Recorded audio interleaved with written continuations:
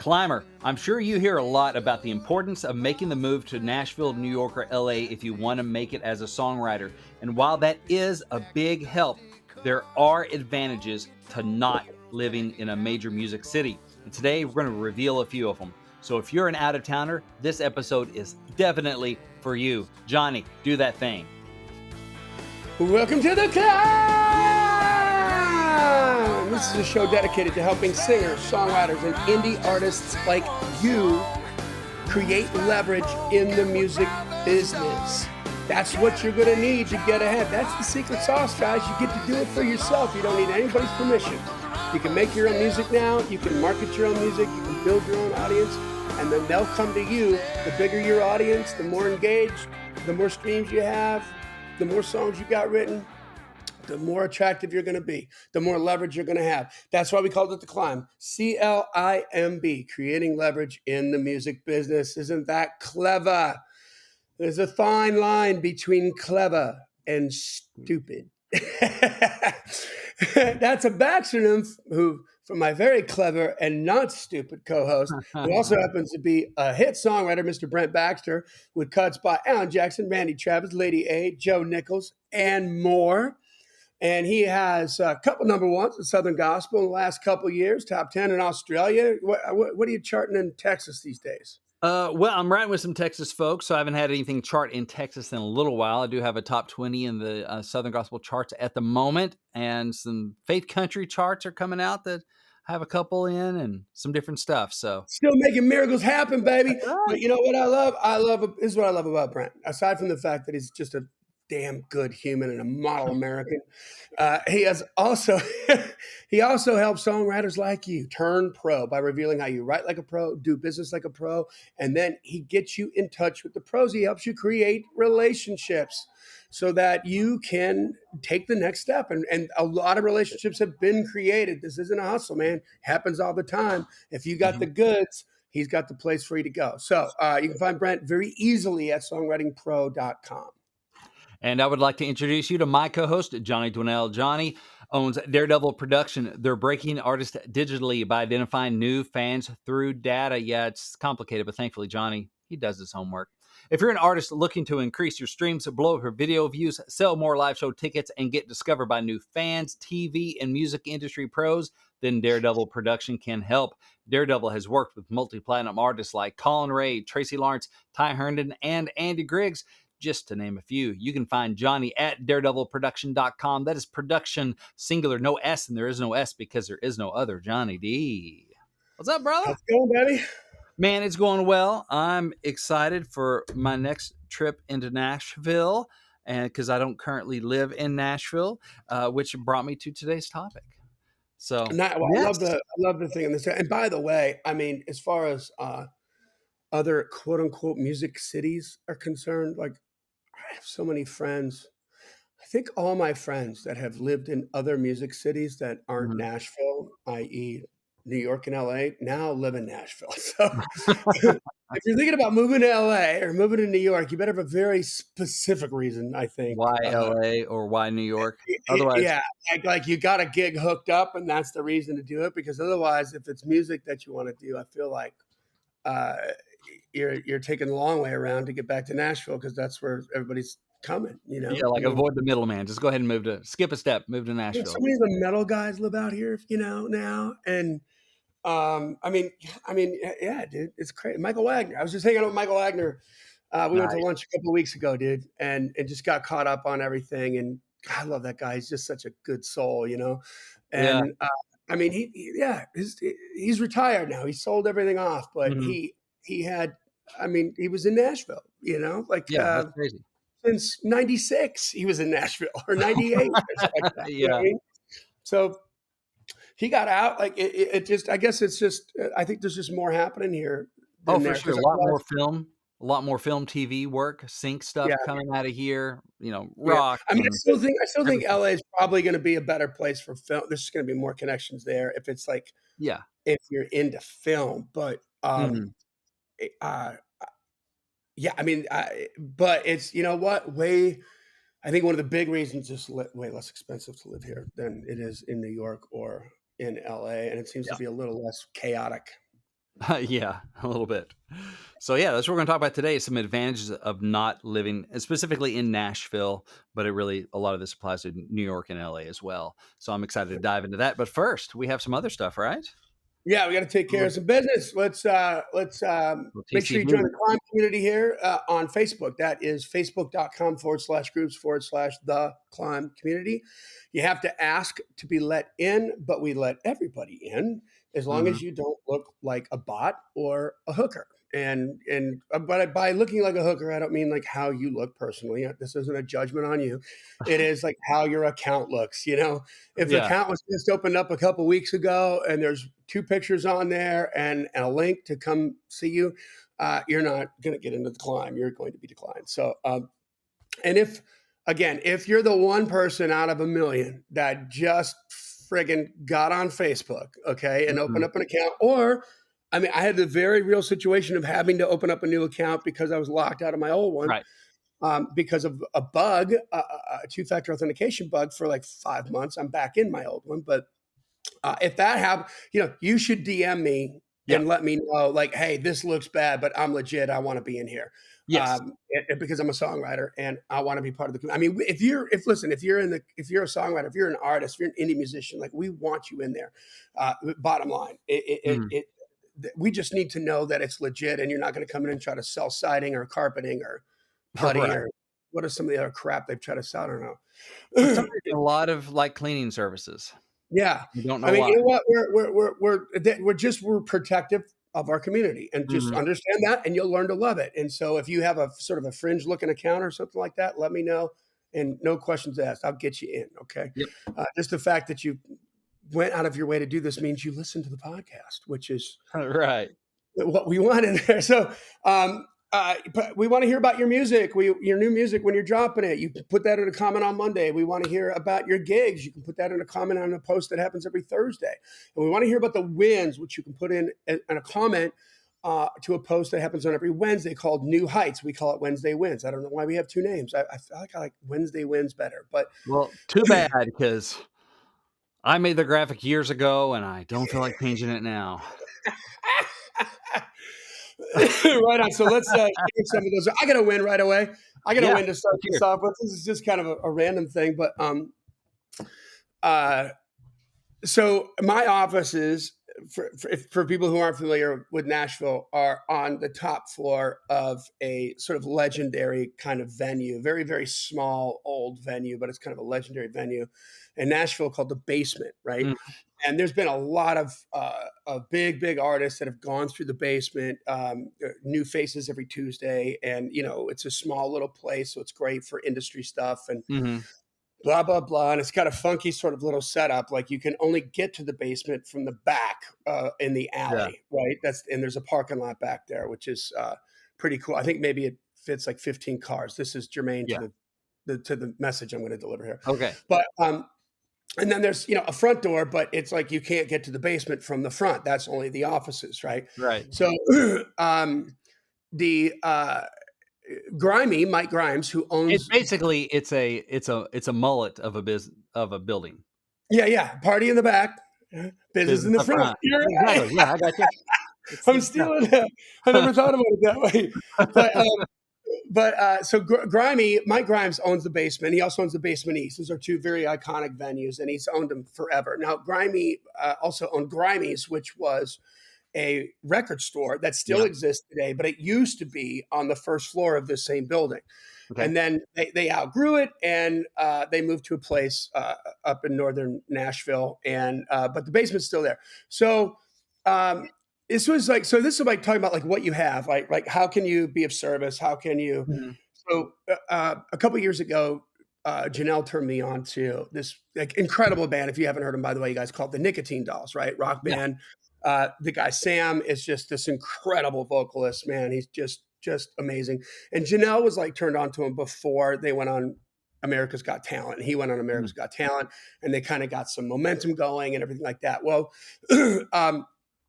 I noticed that they were coming through. They were out on their first tour. They were starting their very first tour ever, opening up for Mark Broussard, and they Yeah. had like 4 dates that they were gonna headline, in various markets at small little clubs, and I noticed one of them was Nashville. They were coming to the basement. I was like, "Holy crap." So I bought tickets right away, Yeah. because I thought it would sell out, and I think it did. But, because I wanna take Janelle, I'm like, "Hey, they're coming."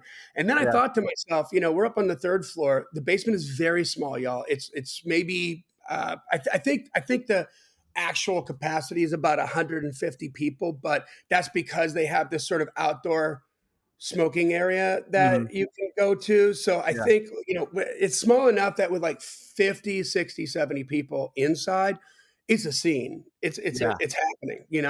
So there's no dressing room in there. And there's a staircase, a Mhm. fire staircase that goes, and it's not like the kind you got to pull down or whatever. You can just walk out, Yeah. goes up to the 3rd floor. And we've got my offices up there, but we also have a writing room up there. So I told Janelle, I said, DM the nicotine dolls and let them know if they Mhm. want to use that room as a dressing room or a green room. Mhm.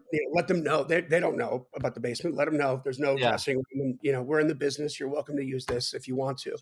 And they ended up doing that. What a great way to meet people, right? To be able Yeah, to do providing this. service and yeah. Yeah, and so I did it one time, and it kinda turned into a thing. I did it the second time with Adam Schoenfeld, Mhm. 'cause him and his wife, Katie Cook, have a group, like a duet together, duo thing that they do, and they were playing the band and said, "Hey, man, if you wanna use that as a dressing room, you're welcome to." He's like, "Thanks, man," and he did it, and Yeah. then, it kinda caught on, so Grimy calls me one time, like, I don't know, maybe 5 months ago now, and there was a label thing that was happening there, and Okay. he's like, "Hey, can we use that room as we got an Arista artist coming in, doing a showcase thing here and wondering if we could, use that room." And I'm like, "Of course, bro." Yeah. And Grimy hooks me up, man. I've shot videos in his place. You know what I mean? We have Yeah. a very simpatico relationship. I love that guy. He's just all about music. I love him. And so this brings me to my win. Okay. So every Friday during the spring and during the fall, Grimy has like friggin' live shows in the parking lot, right? So it's regular for me to get a text where he's like, "Hey man, can you tell your staff not to park in the parking lot because it's Friday and we got live shows going on." Yeah. But Americana week this week, right? So Okay. so yesterday, so Monday, I get the text, "Hey, we've got live shows going on for Americana Week there on Wednesday and Thursday. Can you tell your staff not to park in the parking lot?" I'm like, "Yeah, I'll do that." And then Tuesday, he texts me and he's like, "Hey, man," or he calls me. He calls me on Tuesday. He's like, "Hey, man, can we use your room as a green room again?" On He goes, "Dude, I got Lainey Wilson. She's Ah, gonna she's gonna come in and sing with this one band." And I was like, "Oh hell yeah, dude!" So yeah. because for her, like if you've been to the basement, you understand like there's only one way into the back, and it's through the alleyway and through this parking lot, which is going to be full of people. So Yeah. security wise, be a nightmare to get her in and out of there. But Yeah. if they use my room, they come in through the front. She can Yeah. hang out up there, walk down the stairs, really walk right on Appear in the stage, back. Yeah. appear in the back, and then disappear out there, and into that. And that's what we did. So I got to tell Janelle, I'm like, "Hey, who loves you? Who's your daddy?"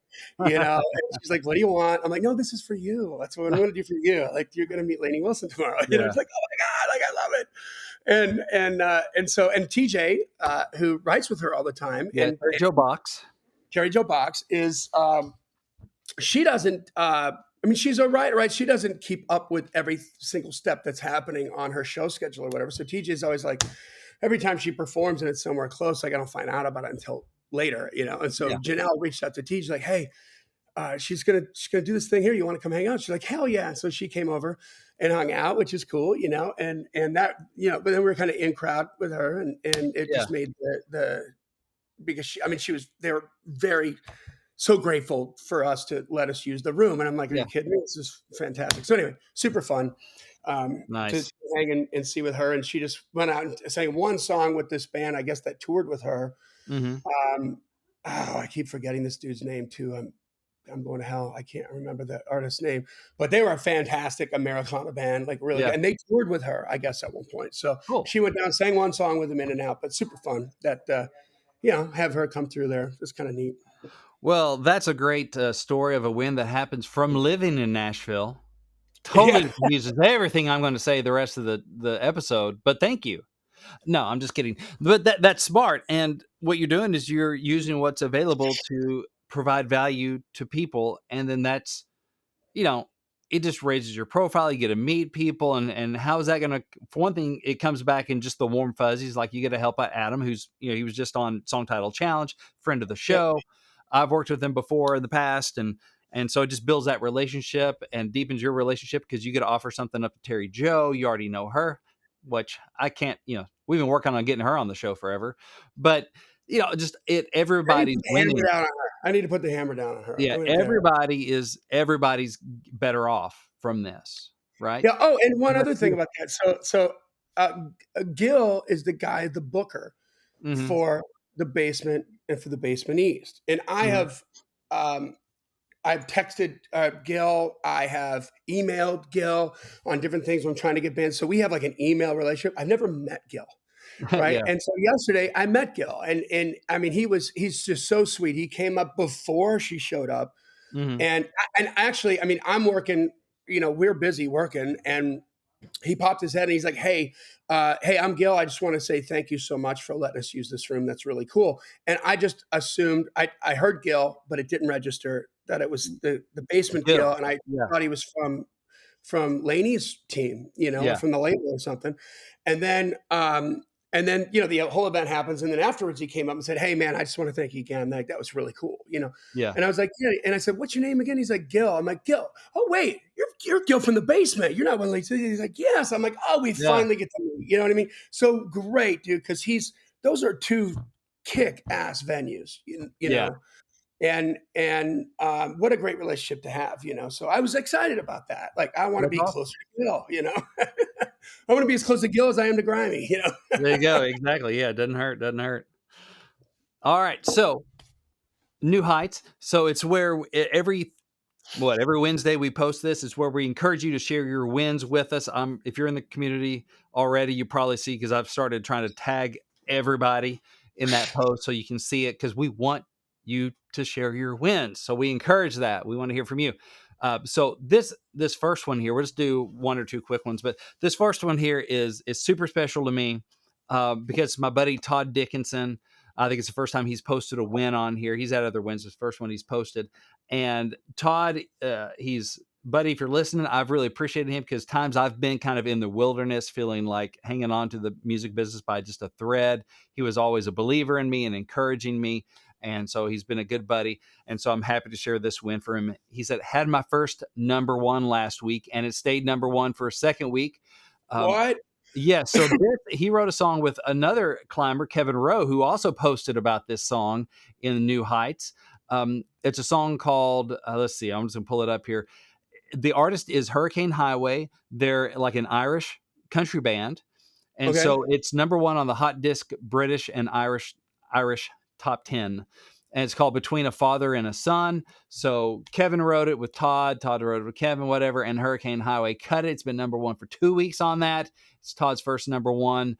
But man, I'm so pumped for Todd getting that first number one. That's a huge thing for him, and Hell he's yeah. super pumped about it. Rightfully so. So congrats, And they're two Todd. climbers. I'm pumped about that. Like, I'm so proud. Yeah. I'm just so proud.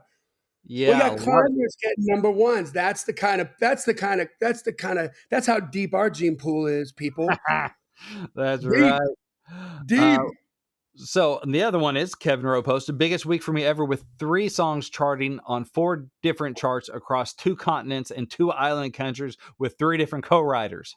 So he got stuff Dang. going on. He's not even naming them. So one of them is the one with Todd on Hurricane Highway, Between a Father and a Son. That's number one. And then he's got some other stuff charting as well. So I know Kevin's had like a number one with Ben Gunn in Australia. That was a few years ago.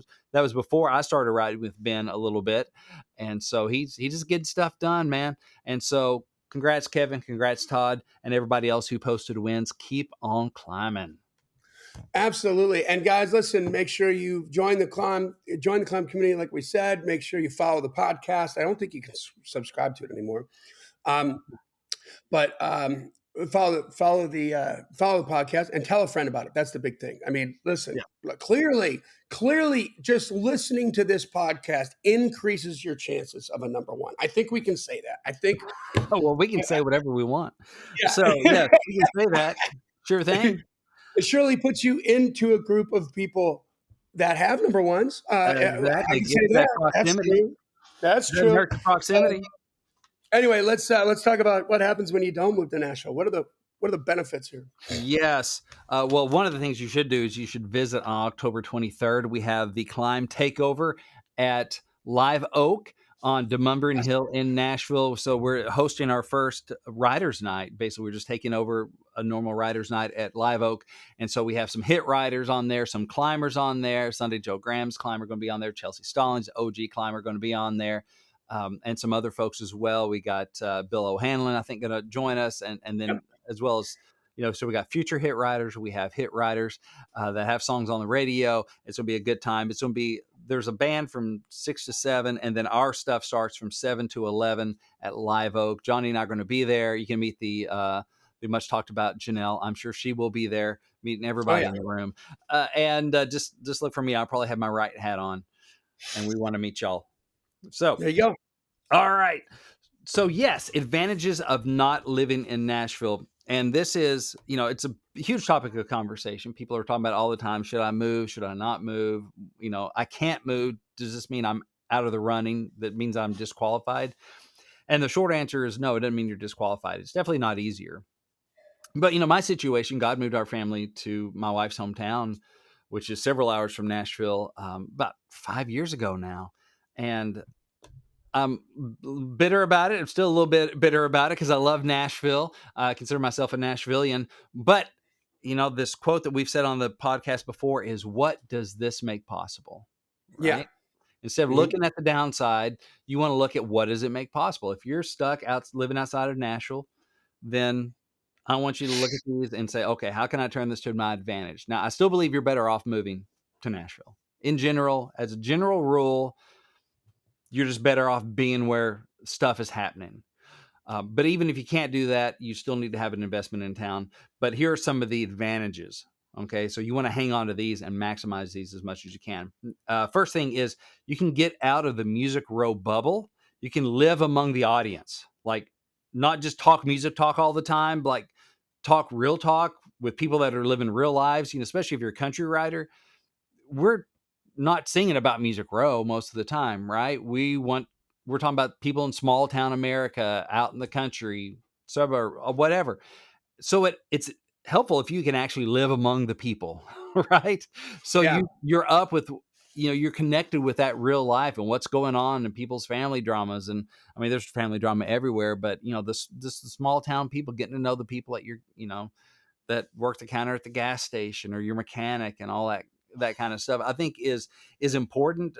And because it allows you to, like, if you go to a show in Nashville, most of the time, if it's like, it's easy to go to showcases, Yeah. and showcases are like industry people. It's a different vibe. Yeah. But if some new up and coming act is coming to the casino in your area, downstream casino or whatever, and you go see that, you're just there with fans. And it's a Yep. different vibe, and you can see, okay, what is this show like? What are the fans digging? What are they all about? Because I want to write songs that are going to get a reaction from fans.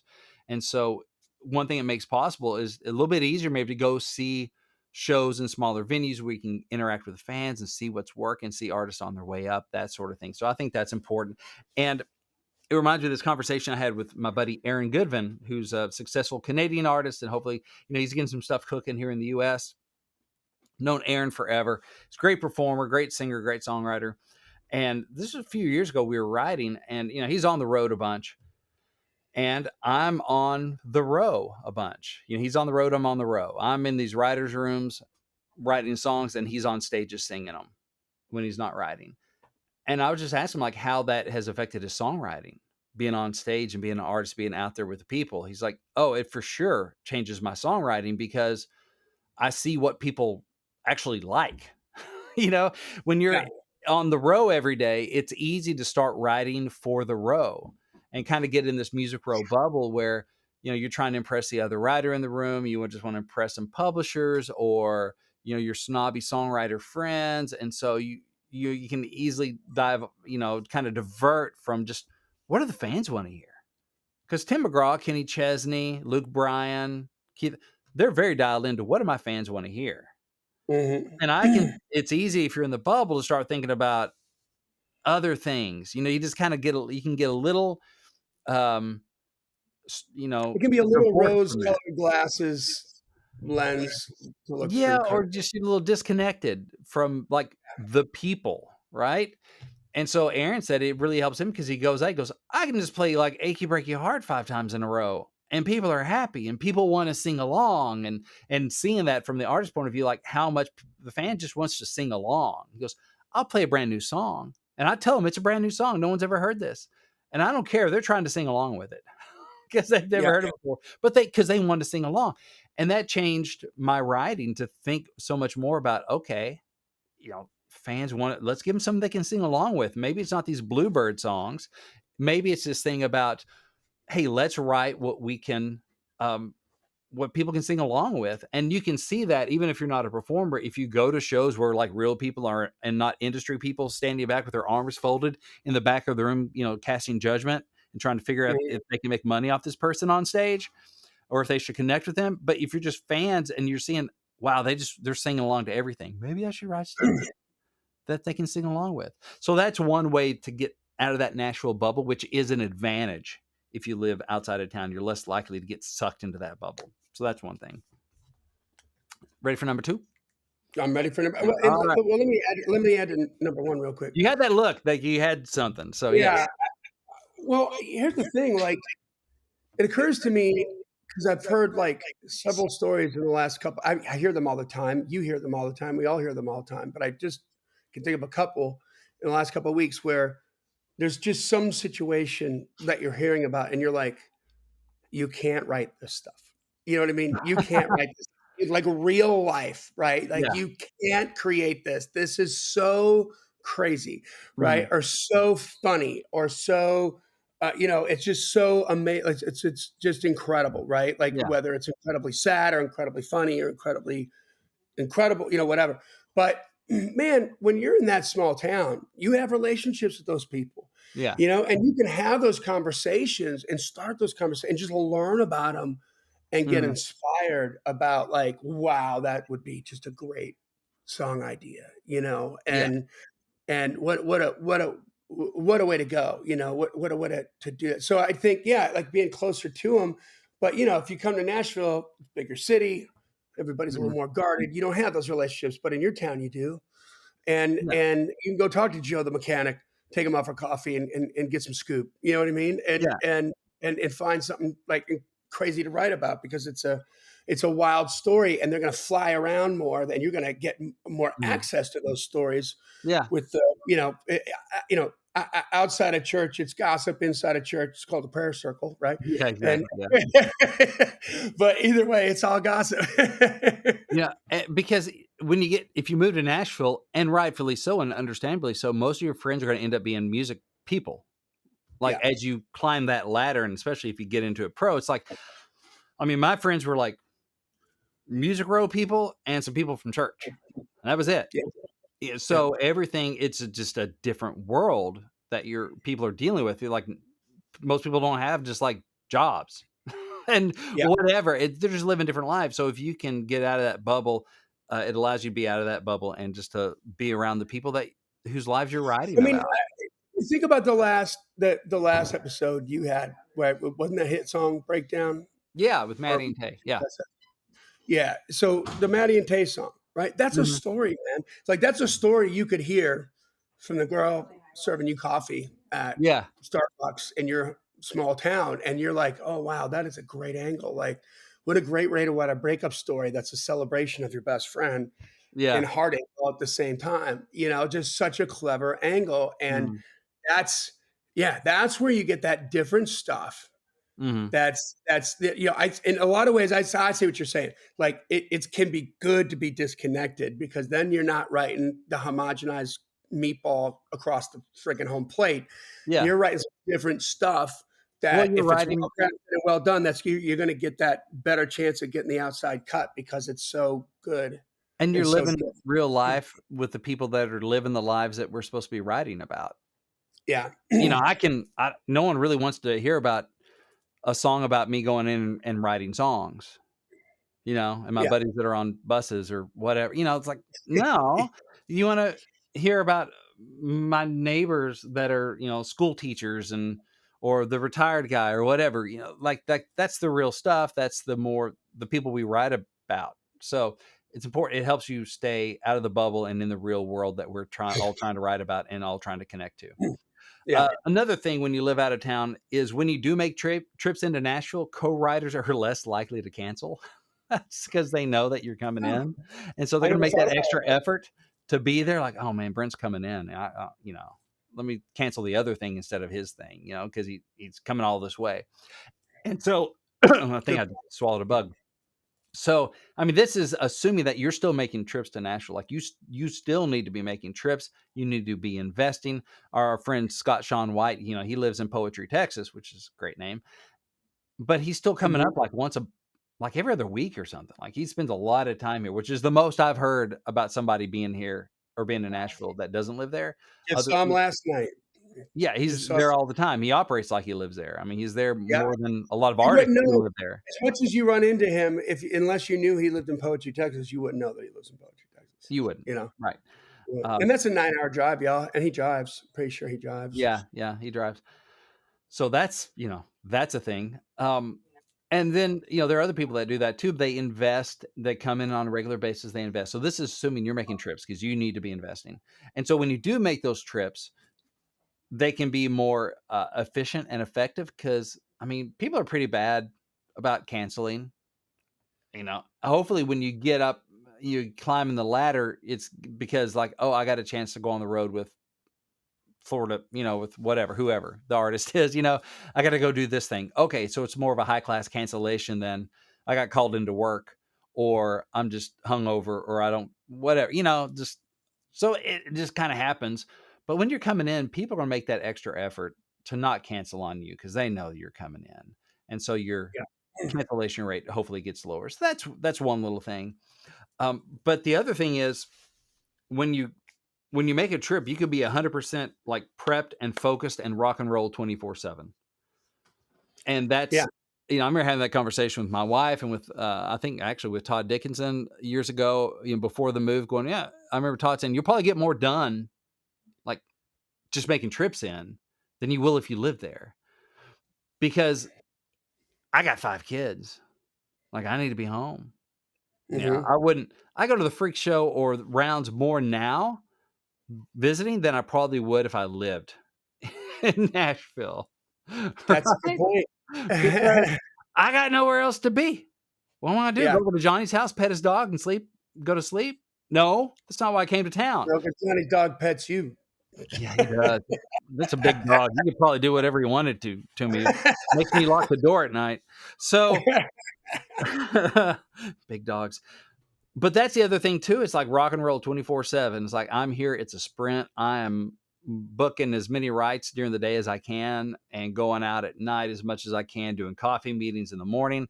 I used to have that thing, which I'll address in a later point here, that you know, you can do that with your family in Nashville, but you may not have that family forever. You know, so you got to pump the brakes every now and again. But if you're making a trip in, what else you got to do? Go back to the hotel room? Like that's Yeah. not what you move there. That's not what you're And to your spending money. credit, like, you're so good at packing everything full. Like, your last trip, Hmm. uh, you were borrowing, like, your family member's car. You flew Yeah, in, you're borrowing your family member's car from Murfreesboro, and your right ran late, and you, like, were gonna miss your flight. I So, was like, worried. literally, Traffic was you bad. you couldn't drive down you didn't get down to Murfreesboro, did you? Did I, you just I'm leave the car? I didn't quite make it to their house. I made it from like 7 or 8 minutes from their house, and then we just met there. I met the Uber and, and my brother-in-law to meet Wow. me in the parking lot of the Kroger, and we all got there at the same time. So I'm like, "Here's the keys." Tossed the keys to him, threw my bag in the Uber, and headed back to the airport. And thankfully, Wow. it worked out fine. But yeah, packing it in and trying to do coffee meetings. Our friend Tracy Hitz, who you kindly introduced me to, and Denmark last year. Sheila and I go have a coffee or have a coffee with a publisher to start the day, because everyone seems to want to start at like 11 o'clock these days for rights, which I don't understand. But it gives me time to do meetings in the morning. Okay. And Mhm, then mhm, you do mhm. that, then maybe do an afternoon right, and then a show or something, and just it's like I'll sleep when I get back home, which is a lie, because I don't sleep when I get back home, because I have 5 kids. Yeah, But it's okay. I'm still 24/7, when I'm there. And it yeah. allows you to do that. And that is an advantage. And also I'm prepping, so I write a lot more when I'm in town than when I'm out of town. I still do Zoom writes and everything when I'm out of town, but I have more time to prep for those writes when I'm in town, and for my other Zoom writes. And so it's easy to get sucked into writing every day, twice a day, whatever, just depending on your job situation or whatever. But I'm full-time music, but I still don't write twice a day or whatever. So it gives me time to prep for my writes, because you get in that Sure. grinder of writing, you know, a co-writer to a day, and pretty soon the well kind of like, what you got? I don't have any ideas. What do you got? Well, I show up and I got ideas. I'm ready to Mhm. go, which I think is part of the reason why people don't want to cancel on me, because they know I've come loaded for bear. I have ideas, and they're hopefully good ideas and spot on. Even if we don't always write them, that stuff happens, and that's fine too. But I'm prepared. They know I'm prepared. I'm honoring the room I'm about to walk into, and that also makes cancellations a little less likely, and just get a higher class song hopefully out of it, because hey, I've had more time to prep for it, because I'm not running Mhm. around doing that all day, every day, and I have time to kind of refill the well. So that's another thing. Um, one thing you mentioned too about why some people move from New York and LA to Nashville is because it's cheaper. Well, guess what? It's cheaper than Nashville. I Yeah, don't know, probably somewhere in Missouri or Idaho, right? yeah, Or yeah, Arkansas. That's even cheaper than Nashville. And so I told my wife when we moved, I'm like, okay, what we're saving in mortgage, that's going into like flights, yeah, because yeah, what we were paying in at the time, Mount Juliet, Lebanon area, we got a definitely we made money on the house, and got like a bigger house, where we are in this small town, and more land around it and all that, and we're still saving on the mortgage every month. I'm like, okay. yeah. And it's small town. We're not in the car all day long. We're not burning all that gas. We're saving on gas. We're saving on all You this have to stuff. deal with the 24. Yeah, I don't have to deal with I-24. And so, like, okay, it allowed us to live a little more cheaply and put money back into like demos and trips and that sort of thing. Yeah. So that's something else. It's cheaper, so more money for flights and demos. What is the other thing? Oh, you get access to up and comers in your area. Like I had this happen when I lived in Little Rock. Aaron Enderlin was coming back to Conway, Arkansas, which is in central Arkansas as well, just on spring break and summer break. She was at MTSU, and so she was a lot easier to connect with, because she had like no one else around or nothing else going on. So I'm like, hey, I'm a writer. She's like, good. I want to keep writing over summer, because she loves to write. And so we were able to connect that way. If there are pros from your area, it may be easier to connect with them when they're in town, or you have some sort of commonality going, oh, you're from back home, I'm here, that sort of thing. Or if it's artists that are kind of rising artists in your area, you might be able to connect with them a little more easily, because there's not as much competition around trying to connect with them as well. Is there a Mhm. regional act in your area? If you're down in Texas, you might have an advantage connecting with one of those Texas cats than I would, because I don't live in Texas. Or when they're in Nashville, you got everybody there.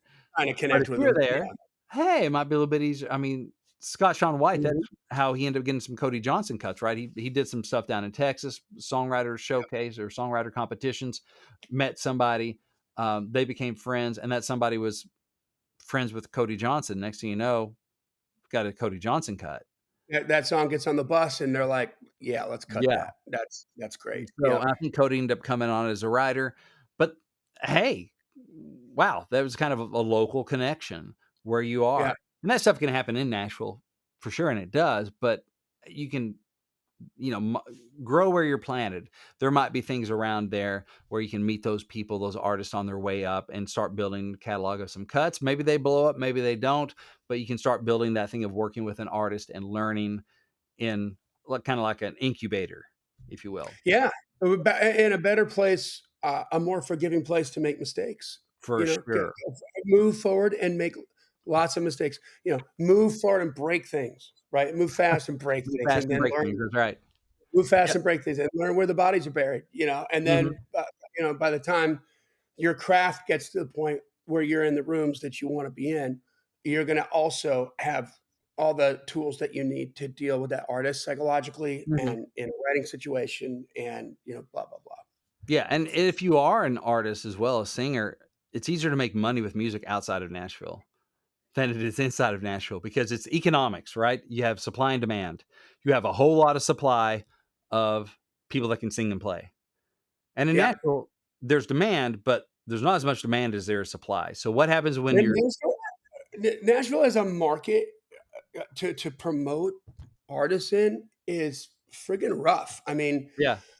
it's rough, Mhm, Like I love Josh is in Arizona. I love that mhm, Mackenzie O'Brien is in Chicago. You know mhm. what I mean? Because she's got a foothold in Chicago and Yeah. she's got relationships in Chicago. And so we're focusing on Chicago. With Josh, we're focusing on basically the West, Mhm. With the Josh, yeah. 4 corner states regionally. But where we can get his money up, and Dennis and Diana Petty, his managers, have taken him from $600 a night act to, I think he's, I guess I've said this before, solid average of probably $1,800 a night Mhm. now is Yeah. his average. They still got some dates that are of lower money that they were promised, a Yeah. year ago, kind of a thing. That so they're filtering those out, but we're getting in the A rooms now. Those A rooms are building up. It's getting better. So yeah, like where you can make a living actually Mhm. being an artist if you're an artist, and Yeah. you can do that if you want to do that, and it's a little more. It's a little less. It's a lot less luck, and a lot more intelligence and Mhm. business acumen. Yeah. Of like to you were talking about Aaron Goodman. Like okay, like what do they want to hear? Like being in attendance at your own damn shows and paying attention to Mhm. what they like, and then trying to craft your show to deliver that amazing experience. And then you start to get that down, you're going to get better gigs, and then you just got to know business acumen when it's time to ask for more money. Yeah. Yeah. It's hard That to you make can have money. a cash flow in business. That's Matt Mhm. Rogers. I mean, Mhm. there's so many artists like that are just touring regularly. That's Josh. Mhm. That have are they rich? No. Are they making a living? Yeah. Yeah. And And this is all they do. No side gig. that's hard to do in Nashville, like, on Lower Broad. Yeah. It's hard to do. I Well, mean, you can do it on yeah, well, it's easy to do on Lower Broad, but well, you're not really getting anywhere as an artist, I don't think. I think it I think the way I look at Lower Broad is depends on like the Lower Broad you're talking about, what time of day, and have you worked yourself into those Anthony well, Oreo I mean, or, even in the best spots, like, so here's what I love Lower Broad 'cause let's talk about this a little bit if we can, Yeah. 'cause, there's a stigma about Lower Broadway. There's a lot of artists that you're not big, big, big names that have come through Mhm. Lower Broad, Broadway, right? Where all the honky tonks are. And a musician down there and a singer down there can easily make, you know, 50, 60, 70 grand a year. Mhm. Okay. Like if you're working, If you're if you're taking working. it seriously, if Yeah. you're working, and if you can work as much as you want to. Mhm. You can, if you want to, you can be doing, especially if you're not a singer, like if you're a musician, you can be Mhm. doing doubles and triples and make that and make a living. And there is, I liken it to like strippers. That's hard for strippers to get off the pole, right? Because there's so much money they can't afford or don't want to afford to take the step back, to take 3 steps forward or Yeah. whatever, and so they stay on the pole. Well, it's like that. It can be like that. And so people, the stigma is that you get stuck on Broadway, but only the people who want to get stuck on Broadway get stuck on Broadway. Yeah. You know what I mean? And so it's, when you want to get that first tour and it's not going to pay you close to what you would make for that month working Mhm. on Broadway, so you turn it down, and Yeah. that could be the tour that elevates you to get you from Broadway to a nationally touring Mhm. musician. And so those are decisions you have to basically decide to invest in yourself and say, I'm going to take this less money and go do this, Yeah. and make it happen, and it has to be a decision. But man, it's like the way Hamburg was for the Beatles, right? Mhm. It's a grind that you can go, and when we took uh, Lost Highway from Florida and put them on Broadway, and they had been playing for years down Yeah. in Florida.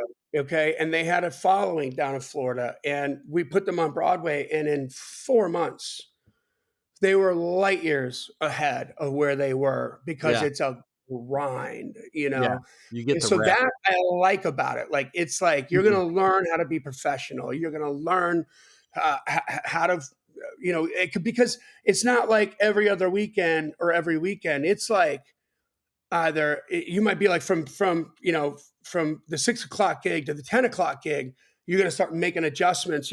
It's like Yeah. skiing. If you've ever skied, like, it's hard to learn how to ski one day at a time. If you want to learn how to ski, you've really got to put like 3 days together, Mhm. and in 3 days you will become a far better skier from zero, absolute beginner, to way freaking better than you would in 10 weekends spread out Yeah. across one day at a time. It just, because what you're doing is you're realizing the mistakes that you make, and what you want to do differently, and then you can immediately apply that Right. to the next show because it's coming up there. It's like being Right. on tour. We've said that Mhm. about being on tour. Like, you get really freaking good on tour because it's like you're like, oh, I hate it that I did that.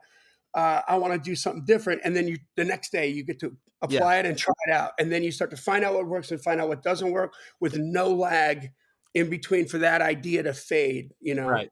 Yeah, it speeds up the iterations, the try-fail cycle, this is the number of Yeah, reps you get in, the number of yeah, at-bats it's the you get reps. in. It's the reps. That's the way to Yeah. put it. Yeah. Yeah. Uh Far more eloquent than my long-winded blah.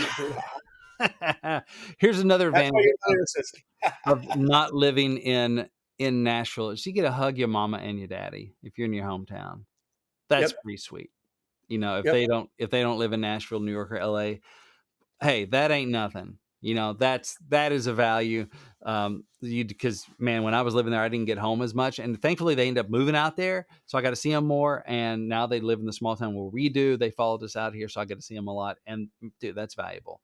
And the other thing, and the last thing, really is like I know for myself, I'm a better husband living outside of Nashville because there have been times where there's always another opportunity. There's always something else you could do. There's all that stuff. There's always something else going on. There's like 48 hours a day of stuff going on that Mhm, you could do to advance your career. Somebody you could go and see, somebody you could go and meet, and all this stuff is like, oh, or I could go home, And I've not always been the best husband because trying to make it happen. There's a mix of desperation and hunger and just drive to go make this thing happen. And oh, I'm scared if it stops happening, I'm gonna have to go get a day job and all this stuff that drove me to Music Row, drove me to showcases and shows and all this stuff. And you know, just ticked my wife off and got her where she hated the business. And so I think that's one of the reasons God um moved us, to a small town hours away is going, okay, I'm gonna let you have this thing that you love, and it's kind of from my wife's perspective, it's kind of the best of both worlds where I get to do something I'm happy doing and God feeds the family doing it. So I'm a happier guy than when I'm doing a sales gig or a day job because mhm, I don't hate going to work. mhm, They wear me out like, oh man, I'm fried after today. But that's a whole different thing than I hate looking forward to tomorrow. No, I'm looking forward to tomorrow. Let's go. I'm building something here. So I'm a happier dude. I'm home a lot more because as a writer, I'm not on the road. And so I'm flexible. I don't have to ask off. And so I can be there to support her and the kids. So I'm much more you involved. are your own boss. I'm being my own boss, right? And then the other thing is, and I still make trips, and she supports me making trips, and I pack it in because one, I want to honor the fact that I'm away from my family, and I want to do the best I can for them, and not just sit on my butt when I'm in Nashville and just have fun. It's fun, but it's work, and so that motivates me even more. But also the other thing is, if we were living in Nashville, man, there's so many, and I get frustrated because there's so many things that happen on the daily that I don't get to participate in because I live out of town. I'm Mhm. like, it's guardrails because now I don't have to say no to those things because it's just really not on the table. Yeah. It's instead of going, "Nah, I got family stuff. I gotta be home," which can either make the person feel like, "Oh, well, I'm not a priority," the other person that invited you out to the thing, or make you wanna dump on your family, right? It's just Yeah. like, "I just can't. I'm 500 miles away, but I'm coming in this week. Let's do something this week." And so it also helps me not resent them going, I could be out doing this thing that might advance his career, might meet this person or write this song, but no, I gotta be home. Why? Because it's Taco Tuesday, right? Yeah. It takes that Yeah. off the table, and it Yeah. and That's it right. kind of enforces a healthier life-work balance for me. I'm a better husband living outside of Nashville because it's easy to get on that slippery slope of, "Well, this is one time I'll go do this thing. Well, okay, I'll go do this other thing." And next thing you know, your wife's like, "Why aren't you home more?" "Oh, sorry." And so for me, like turning off the laptop, being home, it's an act of worship. It's trusting God that He's going to make the stuff work out when I'm honoring and loving the family that He has blessed me with their time. And then when it's work time, I work my butt off and I work hard and I honor that He's blessed me with and trusting Him with working everything out in between. And you know what? He has. I had some Yeah. great success while I was living in Nashville. And you know what? I've had more success than I would have predicted since I moved away. And I put that on God and I work my butt off too. But it's like, okay, wow, that's worked out better than I thought it would. So those are just some things I just wanted y'all to hang on to. I'm not telling you not to move to Nashville because if you can, I do recommend it. I would be there if God hadn't said be over here instead. Um, but there are some advantages, some things that you like. How do you maximize not living in Nashville? Well, these are Yeah. some ways looking at the advantages of not living there. That's going to help your mindset. That's going to help your positivity. You're going, there are things I can do here that maybe wouldn't be available in if I lived in Nashville. Let's take advantage of that. And that will hopefully help you get more success in the long run. But that's what I Yeah. have. I'll add one more. I'll add one more. And I'm thinking of OG climber, an awesome human, Chelsea Stallings, who Yes. you will meet at the, if you haven't met her, if you don't know her already, you'll meet her at the Climb Show Mhm. Takeover on October 23rd at That's Live right. Oak at 7 o'clock. We want you there. But there's a whole songwriting, like an NSAI faction or something that she created Mhm. up in Salt Lake City, Yeah. right? And so here she was creating a songwriting group around her, and was able to hone her skills like that, and be at the head of that. You know what I Yeah. mean? And it was, I think she's always growing on her songwriting for sure. Yeah. But Mhm. I think there's a lot of growth that happened there because she headed that group up. She was at least one of the most important people Yeah. in that faction, and so she just created the beehive Mhm. for the writers to come to, Yeah. and then she wrote with them. You know what I Yeah. mean? So it's like it's easier to do that in your small town and your region Mhm. than it would be to try to break into those rooms in Nashville or something. You know Yep. what I mean? So those are different things you can do too. So Yep. So we just want to encourage y'all that if you're living outside, it doesn't mean that you're disqualified. Yeah, you do have to work differently. You have to definitely be smart and work hard, which you have to no matter where you live. And you have to be patient no matter where you live. You have to be try to make full use of your gifts and full use of your opportunities no matter where you live. A lot of that stuff doesn't change. You have to work on your craft. You still have to get to know people. You have to write, record, access, and pitch. That doesn't change. The way you go about it may change depending on where you are geographically, but it matters less these days than it ever has before, thankfully, because of the world we live in. So just wanted to leave you all with that encouragement. Also, if as a thank you for hanging out with us, I have a gift for you. It's called 6 Simple Ways to Make Your Songs More Commercial. You can get that wherever you live. You just go to the number six, simpleways.songwritingpro.com. So that's 6simpleways.songwritingpro.com. It's a free PDF download. You just put in your email, let me know where to send it. We send it to you. And then you can also get a hold of some other goodies that come through that, or you can just find me at songwritingpro.com. But that's what I got for you. there you go, guys. Well, that brings us to the end of another Killer Climb episode. Make sure that you join the Climb community, that you follow the podcast, and tell a friend about it, y'all. Some of you have been with us for years. You're Mhm. getting stuff out of it. invite people to the climb community, get your friends on board. There's if you're getting something out of it, maybe we can help them too. And Yeah. we do this because we want to help. We Yeah. want you. This podcast exists because we want you to win. That's So right. keep on. And we'll be at the top or wherever you are.